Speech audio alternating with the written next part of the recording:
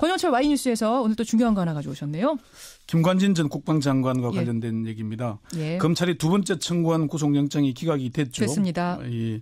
지난해 11월에 이미 구속 한 번 됐다가 그때도 구속 적부심으로 풀려난 거였는데. 그렇습니다. 그리고 양승태 키즈로까지 불렸던 영장 전담 판사들이 새롭게 교체된 이후에 이제 벌어진 일이거든요. 그래서 검찰과 법원과 검찰 간 갈등의 불씨도 아마 우려가 되고 있습니다. 일각에서는 김관진 전 장관에게만 이렇게 법원이 관대한 거 아니야? 이런 얘기들 해요. 좀 그렇게 의심을 할 수밖에 없는 일들이 일어나고 있으니까 그런 얘기가 나오는 겁니다. 사실 우병우 전 민정수석 때도 그랬잖아요.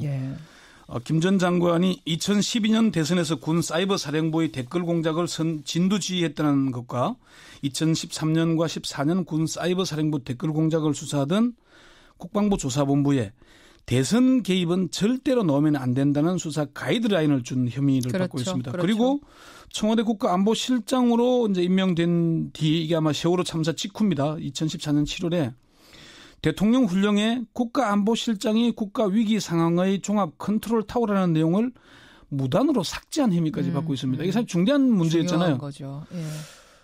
그런데 김 전 장관이 이제 이게 뭐 구속될 이유가 있었는데 그게 주요 혐의인 정치 관여가 소명되고 증거 인멸의 염려가 있다는 이유로 구속됐었잖아요. 그렇죠. 그런데 이게 다툼의 여지가 있다면서 신광열 형사수석부장 판사가 구속된 지 11일 만에 사실 사정 변경이 없었거든요. 풀어줬어요. 그런데 이번에도 또 다툼의 여지가 있다는 이유로 구속영장을 기각한 겁니다. 두 차례가 모두 다 이유가 다툼의 여지가 남아있다. 그러니까 좀 따져볼 것이 남아있다. 이런 얘기예요. 다툼의 여지라는 게 사실 뭐 자기 방어권을 하자면 누군가가 자기 죄를 쉽게 인정을 하겠습니까? 부인하면은 다툼의 여지가 있다는 겁니다. 그러면 지금 구속돼 있는 많은 피의자들 보면 부인 안 한 사람이 어디 있어요? 몇 없잖아요. 거의 뭐 90% 이상 다 부인하죠. 그렇죠. 그럼 다 내보내 다툼의 여지가 있는 거잖아요. 이제 그런 문제가 되는 것이고 또 이미 김 전 장관의 부하들은 구속돼 있지 않습니까? 김 전 장관의 지시에 의해서 그렇게 했다는 진술도 하고 있어요. 바로 그 부분에서 사람들이 지금 이상하다고 하는 겁니다. 무조건 다 구속시켜라 이런 게 아니고 부하들이 저 사람이 시켜서 했어요라고 말을 하고 그 사람들은 구속이 됐는데 왜 김관진 전 장관만 계속해서 풀려나는가. 이게 좀 궁금한 거죠. 그 문제도 있고 다툼의 여지가 있다는 것도 사실은 이게 석방을 하면서 이제 주로 법원들이 뭘로 얘기를 하냐면은 증거인멸의 우려. 도주의 우려를 주로 판단을 하잖아요. 맞아요. 이게 이제 얘기하기가 애매하면은 그냥 다툼의 여지로 그냥 돌리는 겁니다. 그거는 판사의 재량에 속하는 문제가 돼버리는 겁니다. 그래서 그걸 두고 어제 이제 사실 이 얘기를 제가 꺼낸 이유 중에 하나가 검찰 내부에서 반발하는 건 아마 이해하실 것이고 법원 내부도 반발할 것 같습니다. 제가 사실 그걸 여쭙고 싶었어요. 그러니까 뭐 저 같은 사람이야 법에 대해 모르니까 그렇게 그냥 얘기할 수도 있는 거고 검찰에서는 구속시켜 주세요라고 했던 사람들이니까 여기에 대해서 반발할 수 있는 거지만 법원 내부 다른 판사들은 어떻게 보는가가 이게 중요한 지점 아닙니까? 그렇습니다. 어떻게 봐요?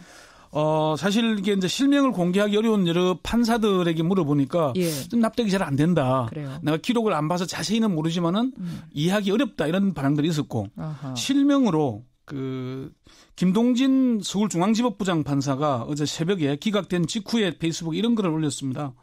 한국 사회를 뒤흔드는 역사적인 주요 사건에 대해 다툼의 여지가 있다는 이 한마디가 주권자인 국민에 대하여 최소한의 예의를 갖춘 이유 또는 설명이 되는 것일까. 김 부장 판사는 또 형사소송법 소정의 구속 요건과는 전혀 무관한 다툼의 여지가 있다는 정체불명의 용어를 재차 사용하고 아무런 설명도 안 하면서 주권자인 국민에 대하여 여전히 법원 조직 이기주의의 포지션을 취하고 있다. 법원 조직 이기주의. 그러니까 이 김동진 판사의 말은 뭐 여론몰이를 하라라든지 이런 차원이 아니라 그래 기각할 수도 있어. 사유가 있으면 해야지. 그런데 그 사유를 그러면 국민이 납득하게끔 설명을 해줘야 되지 않겠느냐. 지금 판사들 중에서도 이해 못한다라는 말이 나올 정도니 이런 게 되는 거죠. 법조인들 중에서도 다툼의 여지한 상세한 설명을 국민들에게 다 하진 않더라도 최소한 검찰은 해줘야 되는 거 아니냐 그러면은 그러네요. 그런 얘기들까지도 있었습니다. 김동진 부장판사라는 사람은 누구입니까? 지금 이 글을 올린. 2014년 9월에 원세훈 전 국정원장이 1심에서 선거법 무죄 판결을 받았어요. 그때 법원 내부통신망 코트넷에 중앙지법의 국정원 댓글 판결은 지록 위마 사슴을 가리켜 말이라고 얘기하는 판결이라고 생각한다.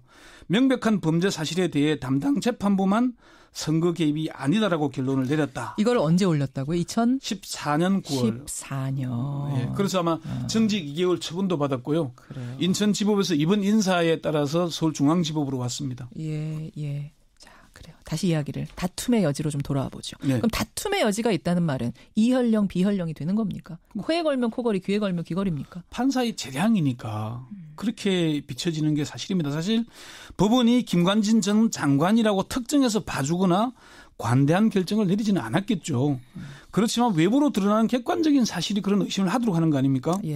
그러니까 지난해 11월 11일 강부영 영장 전담 판사가 주요 혐의인 정치 관여가 소명되고 증거인멸의 염려가 있다고 했는데 예. 심광률 형사 수석부장 판사는 11일 만에 범죄 성립 여부에 대해 다툼의 여지가 있어서 방어권을 보장할 필요가 있다. 피의자의 주거가 일정하고 도망가거나 증거를 인멸할 염려가 있다고 보기 어렵다. 예. 법원이 이렇게 판단하면 누가 법원을 믿겠습니까? 그러게 말입니다. 자, 그러면 김관진 전 국방장관에 대해서 구속영장을 기각한 이유는 뭘까? 이거를 좀 짧게 정리를 다시 한번 해볼까요?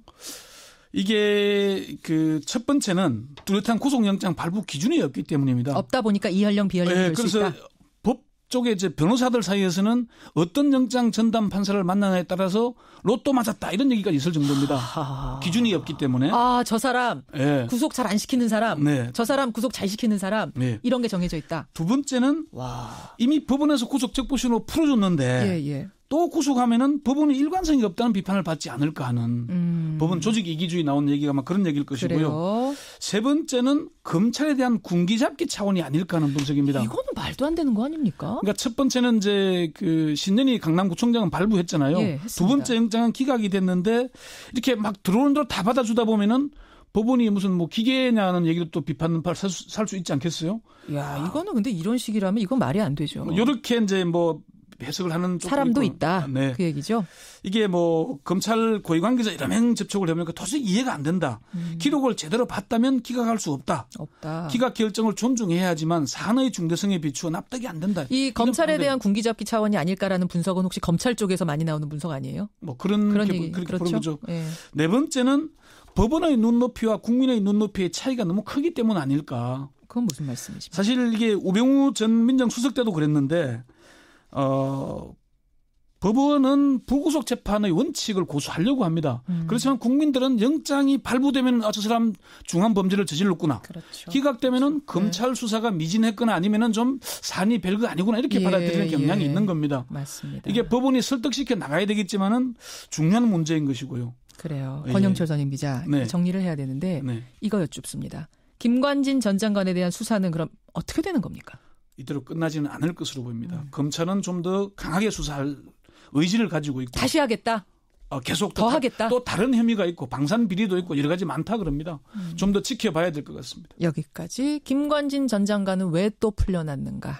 권영철 기자가 아주 깊이 들어가 봤습니다. 수고하셨습니다. 네.